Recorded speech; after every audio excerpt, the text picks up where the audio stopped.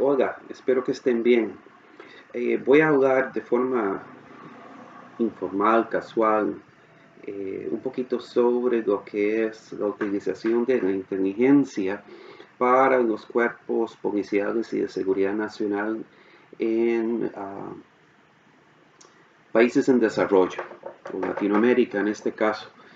Y lo hago tomando como fuentes de reflexión la comparación que puedo hacer entre la forma de conducir las operaciones de inteligencia por parte de unidades policiales y de seguridad nacional y militares, por ejemplo, de Estados Unidos, donde trabajé un montón de tiempo, y en colaboración con unidades europeas del oeste, ¿verdad? Occidentales.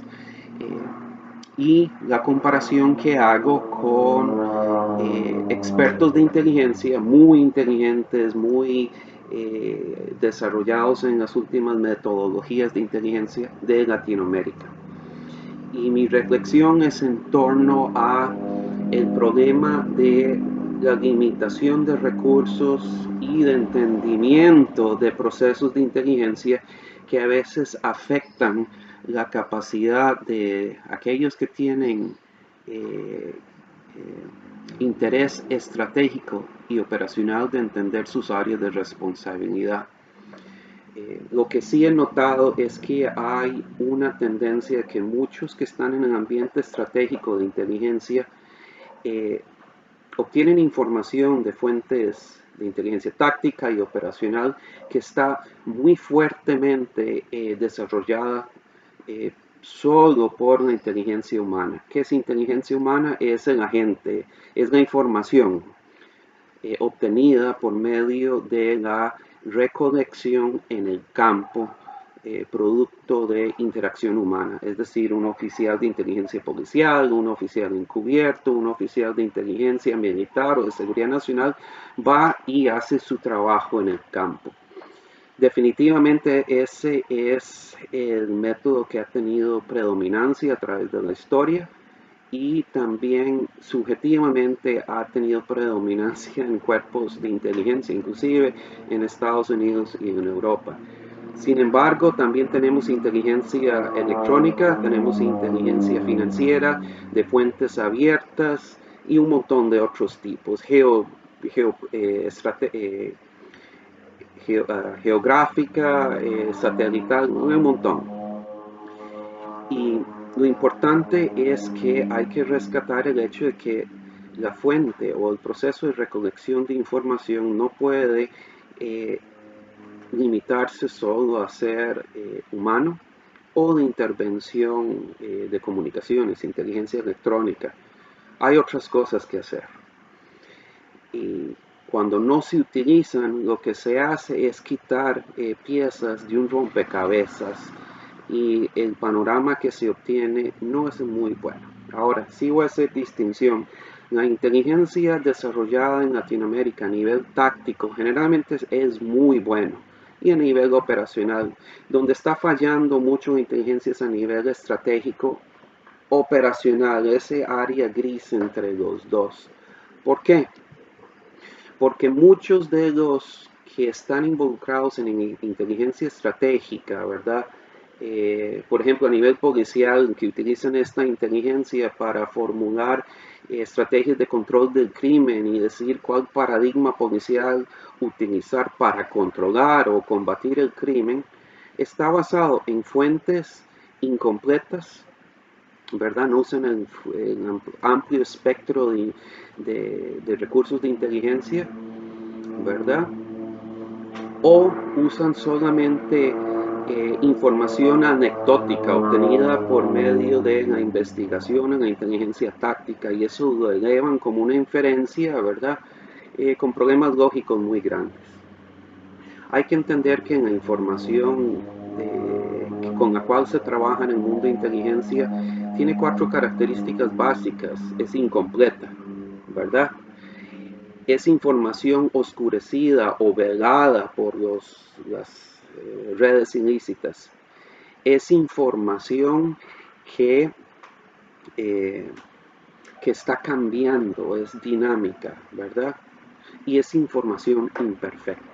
Entonces el investigador de inteligencia tiene que tener muchos recursos para poder obtener las piezas del rompecabezas y armarlo. Ahora, las piezas del rompecabezas nunca van a ser completas. Trabajar en inteligencia es trabajar con hacer rompecabezas lo más que se pueda, pero siempre va a haber vacíos.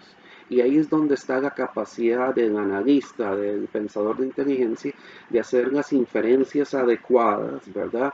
Inductivas, deductivas, para llenar esos espacios y con eso producir conocimiento útil para aquellos que van a tomar decisiones a nivel de política pública o de diseño de estrategias de control del crimen. Ahora, ¿en qué voy a llegar en este momento? Una de las cosas que muchos obvian por diferentes razones que no voy a explicar es la inteligencia financiera. Muchos agentes de inteligencia policial, militar, de seguridad nacional, eh, se concentran en ir en el campo y hablar con gente y obtener inteligencia, intervenir teléfonos, computadoras, etcétera, toda la inteligencia electrónica y ir al internet y usar fuentes abiertas, ¿verdad? Pero no hacen la inteligencia financiera. ¿Por qué? Creen que hay que ser contador, les da un poquito de miedo, creen que es muy complicado o por pereza. Eso pasa mucho por pereza. Pero hay que entender una cosa. El dinero es más pesado que la sangre y evidencia mucho más la naturaleza de las relaciones entre personas o nódulos o instituciones que las mismas llamadas telefónicas o lo que le dice alguien en el campo. Lo importante es complementar toda la información recopilada en el campo y alinearla, ¿verdad? Y hacer el análisis comparativo. Y cuando se pierde en la cuestión financiera, se pierde quizás a veces hasta un 50% de entendimiento de lo que realmente está ocupando, ¿verdad? El dinero realmente evidencia más que las comunicaciones o la frecuencia de comunicaciones, especialmente cuando las comunicaciones se analizan solo por frecuencia y no por contenido. Y muchas veces el contenido está codificado, ¿verdad? Pero una transacción financiera que deja un rastro, y aquí se puede hacer se puede aplicar el principio de Lockhart, ¿verdad? El francés criminalista del siglo pasado, se evidencia mucho. Y cuando uno ve los dineros y los pone a la par de las comunicaciones y todas las otras fuentes de información, uno tiene mayor capacidad para entender la naturaleza, la estructura, la organización, la jerarquía de una red ilícita. Yo recomiendo mucho revisar los dineros. Tal vez un criminal ahí que está haciendo sus cosas criminales y nefastas, lo arrestan por algo y porque lo agarraron con armas o traficando personas, ¿verdad? O drogas, lo que sea, antigüedades, vida silvestre, y lo agarran con el botín, con las manos en la masa, pero si se toma el extra paso de analizar las finanzas, tal vez se encuentra que esta persona es un nódulo de una red más grande y eso puede revelar mucho. La mentalidad compartimentalizada de siglos, reducida, que no usa en un enfoque sistémico, no ayuda mucho a la policía ni a los servicios de inteligencia. Esto es exactamente lo que estoy notando en muchos cuerpos policiales, militares, de seguridad nacional a nivel continental latinoamericano. Eso hay que cambiarlo. Para concluir, debo decir dos cosas, no una cosa. Y esto es casi doctrina con la cual me formaron en el gobierno estadounidense.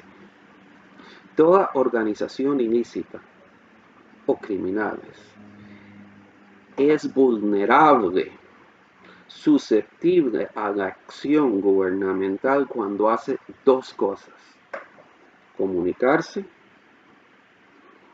y conducir transacciones financieras. Si nosotros nos enfocamos en eso primordialmente y después usamos otros sistemas de inteligencia, podemos incrementar la calidad del entendimiento a nivel operacional, a nivel táctico y por supuesto a nivel estratégico. El oficial de inteligencia estratégica que no entienda la parte financiera es incapaz de entender la realidad y los retos que tenemos todos ante la presencia y las operaciones de las redes ilícitas. Pues sí, para el pensamiento estratégico y operacional hay que entender la parte financiera, revela más. Acuérdense, el dinero, los bienes, los valores son más pesados y más relevantes que la misma sangre. Muchas gracias.